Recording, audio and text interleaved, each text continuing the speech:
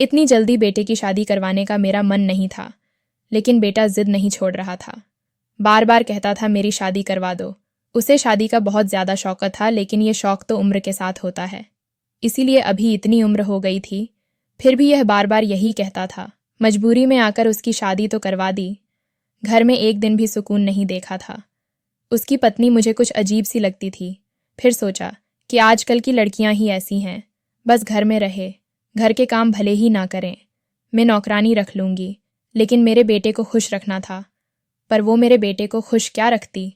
वह तो खुद ही कहीं खोई रहती थी।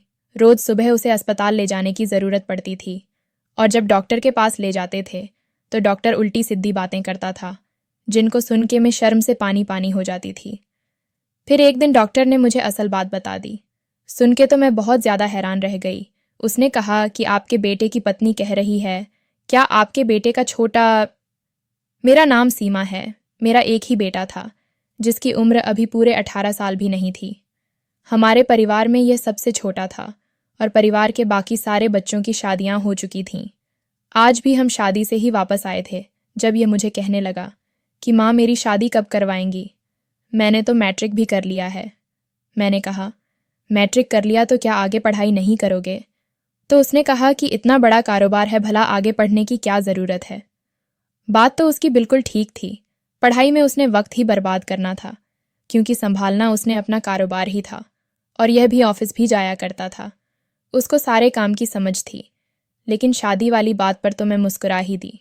मैंने कहा, अभी तुम्हारी शादी नहीं करनी, अभी तुम्हारी शादी की उम्र नहीं है। मुझे लगा कि यह मजाक कर रहा है, लेकिन उसने अब बार बार जिद करनी शुरू कर दी कि मेरी शादी करवा दी जाए। पहले तो वह मजाक करता था, अब बिल्कुल सीरियस हो गया था। एक तो यह मेरा एक लौता बेटा था, ऊपर से बचपन में बहुत ज़्यादा बीमार रहा था। पहले मेरे यहाँ कोई संतान नहीं हो रही थी। मैंने बड़ा मुश्किल वक्त देखा था, फिर न जाने कितने मंदिरों की भी जाके माथा टेका, न जाने क्या कुछ नहीं किया, तब जाकर मुझे ये बेटा मिला। अब दिक्कत ये था कि मैं उसकी कोई भी बात टाल नहीं सकती थी। आज तक उसने जो मांगा था, मैंने इसको ला के दिया था। जब उसका बाप जिंदा था, तब वह भी यही सब कुछ करता था, पर जब इसका बाप इस दुनिया में नहीं रहा, तब मैं ही इसके सारे ख्वाब पूरे करती थी। पर अब इसमें यह जो शादी वाली जिद पकड़ी थी, ये पता नहीं कहाँ जाकर रुकने वाली थी। यूं तो हमारा खानदान लड़कों से भरा हुआ था। मेरे बेटे के बहुत सारे कजिन थे, लेकिन यह कभी भी किसी के साथ भी दोस्ती नहीं रखता था। उसने एक ही दोस्त बनाया हुआ था, जो काफ़ी अमीर खानदान से था, और पूरे मोहल्ले में सबसे ज़्यादा अमीर घर का बेटा था, लेकिन उसकी कोई फैमिली नहीं थी। मेरे बेटे की उसी के साथ दोस्ती थी। उसका नाम रवि था। वह अकेला रहता था। एक दिन मैंने उससे बात की। मैंने कहा, आजकल यह तुम्हारे दोस्त को क्या जिद छड़ी है? देखो, ये तुमसे 7-8 साल छोटा है, अभी तुम्हारी भी शादी नहीं हुई है, और यह चाहता है कि इसकी शादी करवा दूं। क्या ये तुमसे भी इस तरह की कोई बात करता है? उसने कहा, आंटी, मैं खुद आपसे ये बात करने वाला था। उसने कहा, ये तो पूरा दिन इसी तरह की बातें करता रहता है। इसके मोबाइल में सारे शादी वाले गाने, लोगों की शादियों की तस्वीरें, वीडियोस और इसी तरह की सारी चीज़ें भरी पड़ी हैं, जिन्हें यह देखता रहता है। आपसे झूठ बोलकर आता है कि मैं रवि के घर जा रहा हूँ पढ़ाई करने के लिए, और यहाँ बैठकर इसी तरह की बातें करता है। कभी कहता है शादी होगी तो ये करूँगा, शादी होगी तो वह करूँगा, घोड़े पर बैठकर आऊँगा, ये वाला गाना लगवाऊँगा। इसीलिए तो बातें कर कर के मेरा दिमाग ख़राब कर दिया।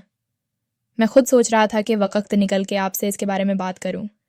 मैं तो यह सुनकर परेशान हूं। अभी मैंने कहा कि क्या मतलब, इसके फ़ोन में बस यही सारी चीज़ें हैं, और नहीं तो क्या, वही तो मैं आपको बता रहा हूं। दुल्हन बनी हुई लड़कियों की तस्वीर से तो उसके फ़ोन की गैलरी भरी हुई है।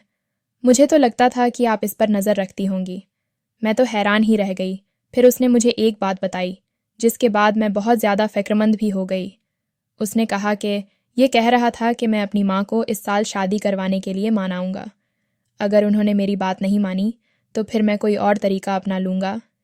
मैं कहूँगा कि मैं आत्महत्या करने लगा हूँ, नहीं तो मेरी शादी करवाओ। हे राम, मैंने तो अपने दिल पर हाथ रख लिया। मेरा बेटा आत्महत्या करने की बातें कर रहा था, वह भी सिर्फ शादी के लिए। अगर वह अपने दोस्त से ऐसी बातें कर रहा था, तो इसका मतलब उसके दिमाग में यही सब कुछ चलता रहता था। यह कोई छोटी बात नहीं थी, और फिर मेरा बेटा बहुत ज़्यादा जज्बाती था। मेरे खानदान में सब मुझे कहते थे कि ठीक है, भगवान ने तुम्हें एक ही बेटा दिया है, पर तुमने उसे बहुत ज़्यादा बिगाड़ दिया है। पर आप सब लोग भी जानते हैं कि जिनकी एक ही संतान होती है वह न चाहते हुए भी बिगड़ जाती है, क्योंकि सिर्फ उसी से सारी मोहब्बत और प्यार दिया जाता है। और फिर मेरा बेटा तो मुझे इतनी मुश्किल से मिला था, तो शायद मैंने उससे ज़्यादा ही ख्याल दिया था, लेकिन इसका मतलब यह नहीं था कि वह मुझे अपने इशारों पर नाचता। अब तो मुझे कुछ सोचना ही था। एक मेरा इकलौता बेटा था जिसे मैंने बड़ी मन्नतों और मुरादों के बाद पाया था। शादी के 10 साल बाद वह पैदा हुआ था और अब ऐसी बातें कर रहा था, वो भी अपनी एक जायज़ जिद के लिए। मैंने फैसला कर लिया कि उसकी शादी करवा दूंगी। मैं नहीं चाहती थी कि जज्बात में आकर वह कोई उल्टी सीधी हरकत कर बैठे। आजकल का क्या पता चलता है, आजकल के बच्चों में तो बिल्कुल भी सब्र नहीं है। जब मैंने अपने भाई से बात की तो उसने कहा, 18 साल के लड़के की शादी करोगी? और कौन करेगा उससे शादी? लड़की वाले पूछेंगे कि लड़का क्या करता है तो हम क्या कहेंगे? मैंने अपने भाई से कहा, कह देंगे कि हमारा बड़ा कारोबार है और वह हमारे साथ ही काम करता है, और मैं अपने बेटे के लिए अच्छी लड़की देख रही हूँ, आप बस हाँ बोलें दें। जब से मैंने यह बात सुनी है मैं तो बहुत ज़्यादा परेशान हूँ। वह लड़का अच्छा भला समझदार है, वह झूठ नहीं बोल रहा होगा। उसने मुझे यह बात बहुत परेशान होकर की है। अगर कल को कुछ हो गया तो क्या होगा, और लोगों को क्या जवाब देंगे कि बेटा शादी करना चाहता था और हम उसकी शादी नहीं करना चाहते थे। शादी करना कौन सा पाप है? यह तो अच्छी बात है कि वह शादी की बात कर रहा है। मेरे पति के जाने के बाद मेरा भाई ही सारा बिजनेस संभालता था और अक्सर यहाँ पर रहता था। वह अकेला ही रहता था। फिर अब मेरा बेटा जवान हो गया था तो वह अपने घर चला जाता था। मैं कोई भी बात उससे पूछे बगैर नहीं करती थी। बात उसकी ठीक थी, लेकिन बात मेरी भी गलत नहीं थी। और फिर कम उम्र में शादी करना कौन सा कोई पाप है? मेरे भाई ने कहा, तुम माँ बेटे की जिद पूरी करते करते तो मेरे बाल सफ़ेद हो गए हैं। मुझे घर के मामलात में वैसे भी कहाँ बोलने देते हो। मैं तो बस तुम लोगों के लिए पैसे कमाने की मशीन हूँ। जो भी करना है कर लो। मेरी तो अपने घर में भी नहीं चलती और यहाँ पर भी नहीं है। मेरे अपने बेटे मेरे हाथों से निकल चुके हैं। ऐसी पत्नियाँ लेकर आए हैं कि घर को मैदान ए जंग बना दिया है। अब उनकी तरफ देखता हूँ तो तुम्हारा सोचता हूँ कि तुम तो हो भी अकेली, तुम्हारा क्या होगा। लेकिन अब तुम भी मेरी पत्नी वाली गलती कर रही हो। उसने भी बच्चों की शादी जल्दी की, अभी अपने आप को संभाल नहीं सकते और उनको पत्नियाँ मिल गई हैं। पर अब मेरी एक और बात सुन लेना और दिमाग में रखना, लड़की कोई ऐसी लेकर आना जिसके साथ तुम्हारा गुजारा हो जाए और अपने घर में अपने बेटे और बहू को संभाल कर रखो। मुझे कोई दिक्कत नहीं है। मेरा भाई वैसे बड़ा गुस्से वाला था, पर मुझे उसकी बातों का बुरा नहीं लगता था। मेरा बेटा भी उससे बहुत डरता था। अपनी एक दोस्त से कहा कि मुझे रिश्ता चाहिए तो उसने कहा, अपने छोटे से लड़के की शादी करोगी? उसको पता भी है कि शादी क्या होती है, शादी की जिम्मेदारियाँ क्या होती हैं। मैंने कहा, बस मुझे कुछ नहीं पता, तुम जितने पैसे ले लो मुझे अच्छा सा रिश्ता तलाश करके दे दो। मेरी दोस्त ने कहा, ठीक है, रिश्ते तो मिल जाएंगे, लेकिन उस लड़की का ख्याल भी तुम्हें रखना होगा। ये ना हो कि ये बचपने में आके लड़ाई करे और जैसे इसको शादी करने का शौक़ है तो इस तरह उसको तलाक भी देकर बैठा हो। मैंने कहा कि भगवान से डरो, मैं तुमसे अपने बेटे की शादी की बात कर रही हूँ और तुम इस तरह की बातें कर रही हो। खैर, उसने 1-2 महीने बाद लड़की तलाश करके दे दी और मैंने अपने बेटे को कह दिया कि मैं तुम्हारी शादी करवा रही हूँ, इसलिए तुम्हें परेशान होने की ज़रूरत नहीं है। वो भी बहुत ज़्यादा खुश हो गया। अब वह मेरी हर बात मानने लगा था। बहुत ही अच्छा बच्चा बन गया था, बिल्कुल वैसा जैसा मैं हमेशा से चाहती थी, क्योंकि उसको भी पता था कि मेरी माँ मेरी शादी करवा रही है। मेरी यह दोस्त लालची थी। पहले उसने मुझे बातें सुनाई, लेकिन जब मैंने उसको कहा कि बहुत सारे पैसे दूंगी तो उसने मेरा काम कर दिया। लड़की तलाश करके मेरे सामने भी खड़ी करती थी। मुझे लड़की से कोई दहेज नहीं चाहिए था। हम लोग बहुत अमीर थे। मैंने अपने बेटे को पत्नी तो तलाश करके दे दी, लेकिन वह ठीक कह रही थी कि मुझे ही इस लड़की का वादा याद रखना पड़ेगा। लोग कहते हैं कि बच्चा छोटा है, थोड़ा बड़ा हो जाएगा तो फिर माँ को आराम मिल जाएगा, लेकिन जैसे जैसे बच्चे बड़े होते जाते हैं माँ के काम भी बढ़ते जाते हैं। माँ को कभी आराम नहीं मिलता। यहाँ तक कि बच्चों की शादी हो जाती है, वहाँ तक भी परेशान रहती है, क्योंकि जिस पर एक औरत मन बसा लेती है वहीं से उसकी परेशानी शुरू हो जाती है। मुझे लड़की को देखने के लिए जाना था। मुझे मेरी दोस्त ने बताया था कि तुम देखो ना देखो, वह लोग बिल्कुल शादी करने के लिए तैयार हैं। लड़की बहुत खूबसूरत है, तुम्हें ही अच्छी लगेगी और दुबली पतली है। तुम्हारे बेटे के साथ खड़ी हुई उसकी उम्र की लगेगी। इसलिए मुझे वह लड़की तुम्हारे बेटे के लिए बिल्कुल ठीक लगती है। मैंने अपने भाई को कहा कि तुम मेरे साथ चलो, पर वह मेरे साथ जाने को तैयार नहीं था। उसने कहा कि मैं अपने बेटों के रिश्ते देखने के लिए भी नहीं गया था। मैं दिल में सोचने लगी कि फिर तुम अब बातें क्यों करते हो जब तुम गए ही नहीं। तुम्हारी पत्नी ने बिल्कुल ठीक किया। मैंने अपनी भाभी से कहा कि तुम ही मेरे साथ चलो, तो उसने कहा कि हाँ, मैं तुम्हारे साथ चलती हूँ। हम दोनों बात कर रहे थे कि लड़का लड़की की शादी जल्दी करवा देनी चाहिए। वह कह रही थी कि हमारे यहाँ कौन सा पैसों का दिक्कत है कि पहले इनकी नौकरी लगे तो हम कहेंगे पहले नौकरी करो फिर शादी करवा देंगे। कारोबार तो घर का है, शादी हो जाए तो अच्छा है। हमारी जिम्मेदारी भी ख़त्म, इनकी जिम्मेदारी शुरू। अपना घर संभालें, अपनी ज़िंदगी गुजारें। तुम बिल्कुल ठीक कह रही हो। हम लोग लड़की के घर पहुंच गए और हमने लड़की को देख भी लिया। लोग भी बहुत अच्छे थे और लड़की भी बहुत अच्छी थी। लड़की का नाम किरण था। लड़की बहुत ज़्यादा खूबसूरत थी और उम्र में मेरे बेटे से थोड़ी बड़ी थी, लेकिन अपने बेटे को यह बात नहीं बताई, क्योंकि अगर उससे छोटी उम्र की लड़की तलाश करती तो न जाने कब मिलती। लेकिन यह भी कोई बहुत ज़्यादा बड़ी उम्र की नहीं थी। इसकी उम्र 19 साल थी और मेरा बेटा 18 साल का था। बेटे को ज़्यादा कुछ समझा नहीं सकती थी। अपनी बहू को यह समझाया कि अच्छे तरीके से पेश आना, जो भी परेशानी हो मुझे बताना। उसने कहा ठीक है, और मेरे बेटे की शादी हो गई। मैंने बहुत धूमधाम से शादी की थी। शादी में सब लोग बातें कर रहे थे, क्योंकि पूरे खानदान में सबसे कम उम्र का लड़का था जिसकी शादी हो रही थी। पर मैं भी सबको मुंह फाड़ के जवाब दे रही थी, तो मेरा बेटा है, मेरी मर्जी है। मैंने अपनी मर्जी से सब कुछ किया है। जल्दी बहू ले आई हूँ क्योंकि मैं घर में वैसे भी अकेली रहती हूँ और मेरा दिल नहीं लगता है। आप लोगों को क्या दिक्कत है? मेरी जिस दोस्त ने यह रिश्ता करवाया था वह मेरी बचपन की दोस्त थी। उसके साथ मेरा बहुत खुला मजाक था और बहुत सी बातें कर लेते थे। उसने मुझे एक मामले पर बड़ी अजीबोगरीब बातें कही थीं और कहा था कि तुम्हें ख्याल रखना पड़ेगा, और मुझे इसी वजह से सारी रात नींद नहीं आ रही थी। सुबह के 4 बजे का वक्त था जब मेरे कमरे के दरवाजे पर दस्तक हुई, तो सामने मेरा बेटा खड़ा था। मैंने कहा कि क्या हो गया है? उसकी शक्ल से लग रहा था कि वह बहुत ज़्यादा परेशान है। उसने कहा कि माँ, वो किरण की तबीयत खराब हो गई है, बहुत ज़्यादा खराब हो गई है। मैंने कहा कि थक गई होगी ना, उसके सिर में दर्द होगा, उसे कहो कि बैठे, मैं चाय भिजवाती हूँ। तो मेरे बेटे ने कहा कि नहीं, चाय की बात नहीं है, उसके सिर में दर्द नहीं है, कुछ और ही है। वो मर जाएगी, उसकी तबीयत बहुत ख़राब है, आप प्लीज़ मेरे साथ चलिए। मैंने अपने बेटे को इतना ज़्यादा परेशान कभी नहीं देखा था। मुझे लगा कि शायद थक गई होगी, क्योंकि शादी बहुत धूमधाम से हुई थी, और जब दुल्हन शादी पर बहुत ज़्यादा थक जाती है तो सिर में दर्द होना, चक्कर आना, बेहोशी होना, यहाँ तक कि उल्टी आना भी नॉर्मल होता है, क्योंकि उसको तो एक पल का भी आराम नहीं मिलता। लेकिन यह जो मेरे बेटे ने शक्ल बना रखी थी और यह जिस तरह से बात कर रहा था, मामला कुछ और ही लग रहा था। मुझे थोड़ी थोड़ी बात समझ आने लगी। मैं कमरे में गई तो मेरा अंदाज़ा बिल्कुल ठीक था। मेरी बहू की तबीयत बहुत ज़्यादा ख़राब थी। उसे डॉक्टर के पास ले जाने की ज़रूरत थी। एक पल की भी देर नहीं कर सकते थे।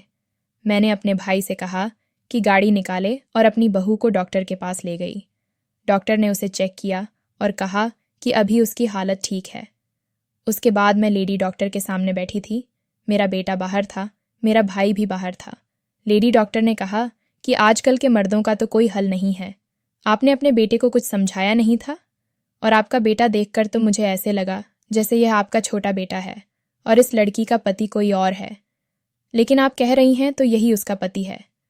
आपने अपने छोटे बेटे की शादी करने की ज़रूरत क्या थी? खुद तो आप अच्छी भली समझदार लग रही हैं। क्या आपकी शादी भी जल्दी हुई थी? मैंने झूठ बोल दिया कि हाँ, हमारे परिवार में शादी जल्दी हो जाती है, क्योंकि मैं अब डॉक्टर के पास बैठी हूँ। और क्या कहती कि मेरा बेटा जिद कर रहा था और मैंने इसकी जिद को मान लिया। उसने कहना था कि बच्चे तो कुछ भी कहते हैं, इसका मतलब यह तो नहीं कि बड़े मान जाएं, वे बच्चे होते हैं, आप तो बच्चे नहीं हो। मैंने कहा कि डॉक्टर, मैंने जितना समझा सकती थी समझाया था, लेकिन उससे ज़्यादा समझने की शायद उसकी अक्ल ही नहीं थी। उसने कहा कि क्या मतलब? मैंने कहा कि वह लड़का जो अभी इधर आया था वही मेरा बेटा है। डॉक्टर हैरान रह गई। उसने कहा कि मुझे लगा कि वह आपका छोटा बेटा है। आपने इतने से बच्चे की शादी कर दी तो फिर यही सब कुछ होना था। मैंने कहा कि मेरी बड़ी मजबूरी थी। डॉक्टर ने कहा कि ऐसी भी क्या मजबूरी होती है, आप लोगों को शौक होता है छोटी उम्र की बहू लेके आने का। शायद डॉक्टर भी मुझे बाकी औरतों की तरह समझ रही थी। मैंने कहा कि नहीं, ऐसी कोई बात नहीं। मेरे दिमाग में तो मेरे बेटे की शादी थी ही नहीं, लेकिन उसने खुदकुशी की धमकी दी थी, इसीलिए मैंने उसकी शादी करवा दी। डॉक्टर ने कहा कि लड़के ऐसी ही धमकियां देते हैं, ऐसे अपनी जान कोई भी नहीं लेता है। पर आपकी हालत समझ सकती हूँ, आप माँ हैं, आपका इकलौता बेटा है, तो आप परेशान हो गई होंगी और आपके बेटे ने इसी परेशानी का फ़ायदा उठा लिया है।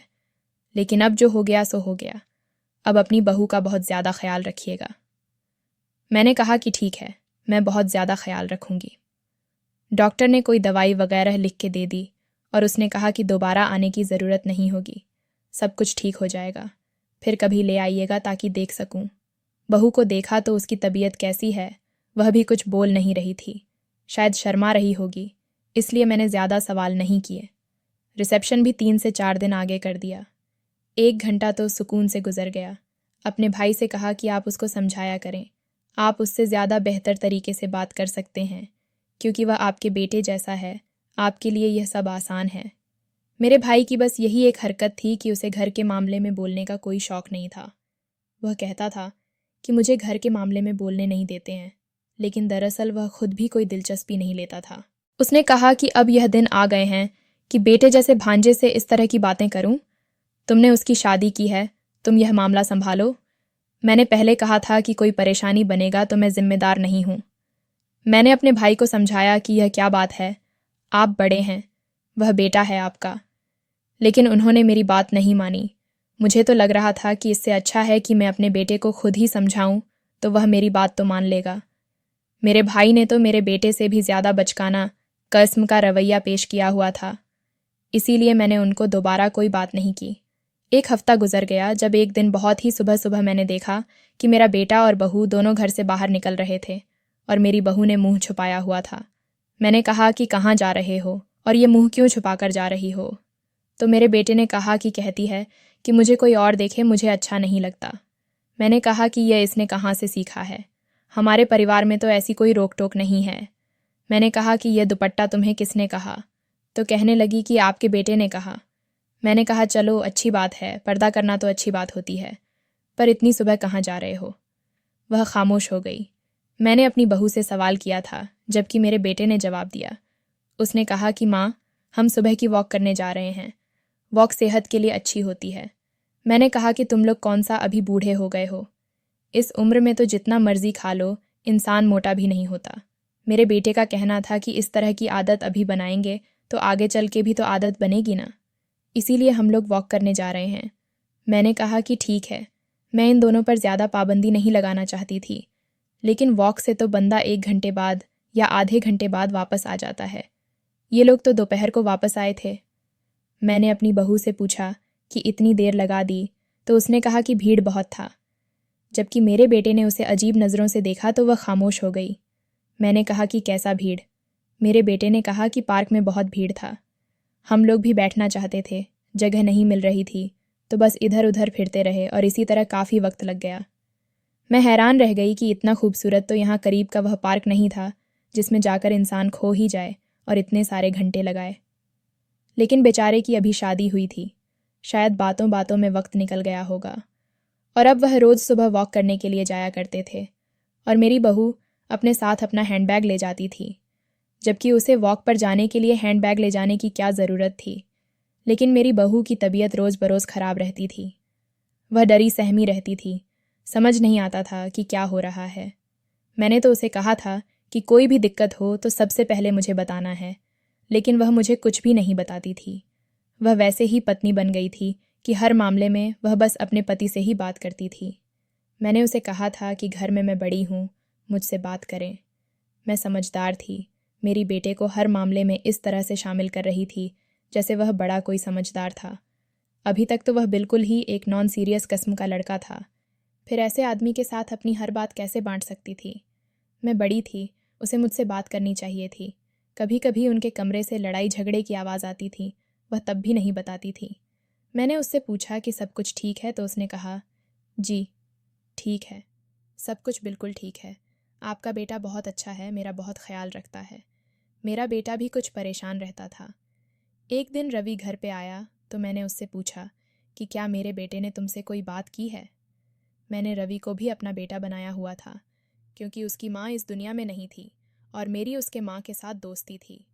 वह बेचारी बच्चा पैदा करते हुए ही इस दुनिया से चली गई थी। तब से वह हमारे घर आता था। मैं उसे अपने हाथों से खाना खिलाती थी। वह मुझे ही माँ कहा करता था। तभी तो उसने मुझे हर बात बताई थी कि मेरा बेटा खुदकुशी करने पर तुला बैठा है। तो मुझे लगा कि शायद इस बार भी मेरे बेटे ने उससे कुछ बताया होगा, लेकिन इस बार बात उस बात से अलग थी। उसने कहा कि नहीं, ऐसा तो कुछ भी नहीं है। जब से उसकी शादी हुई है, उसने मुझे अपनी शादी से जुड़ी कोई बात नहीं की है। शायद आपका बेटा बड़ा हो गया है। उसे इस बात की समझ आ गई है कि शादी होने के बाद पत्नी की बातें दोस्तों से नहीं करते हैं। मैंने कहा कि यह तो तुमने बिल्कुल ठीक कहा, लेकिन पता नहीं इन दोनों की हरकतें कुछ अजीब हैं। एक दिन मेरी तबीयत ख़राब थी तो मैं खुद डॉक्टर के पास चली गई।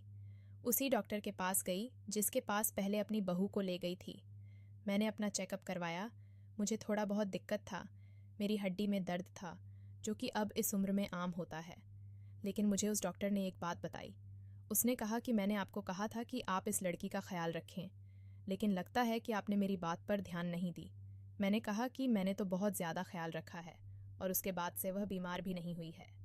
डॉक्टर ने कहा, क्या मतलब बीमार नहीं हुई?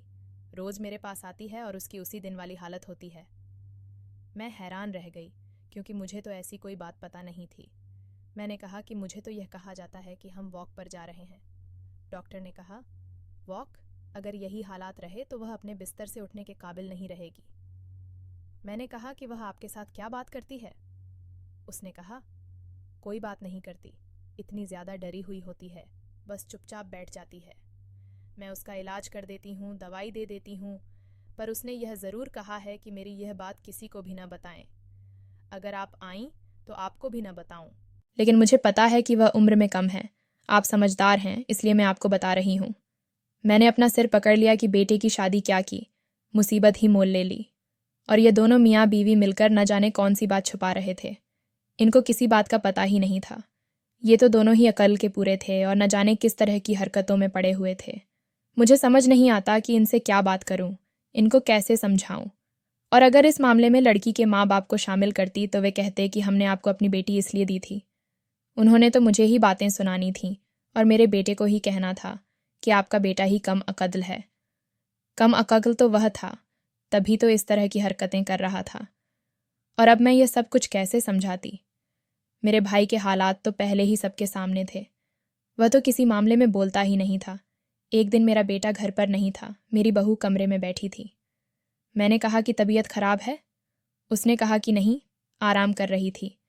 मैंने उसे सब कुछ बता दिया। मैंने कहा कि मैं उसी डॉक्टर के पास गई थी जिसके पास तुम जाती हो। जाहिर है तुम छोटी बच्ची हो, तुम्हें झूठ बोलना भी नहीं आता। अगर तुम इतनी समझदार होती तो फिर उस डॉक्टर के पास नहीं जाती। तुम्हें यह नहीं पता कि वह हमारी फैमिली डॉक्टर है। उसने मुझे सब कुछ बता दिया है और अब तुम मुझसे झूठ मत बोलो। मुझे सब कुछ बताओ कि क्या दिक्कत है। मेरी बहू ने साफ इनकार कर दिया। उसने कहा कि मैं आपको नहीं बता सकती। मैंने पूरी कोशिश कर ली। पहले प्यार से पूछा, फिर उसे डांटा, फिर दोबारा उसकी मिन्नत की, लेकिन उसने मुझे नहीं बताया। एक दिन मैंने अपने बेटे को किसी काम से भेज दिया।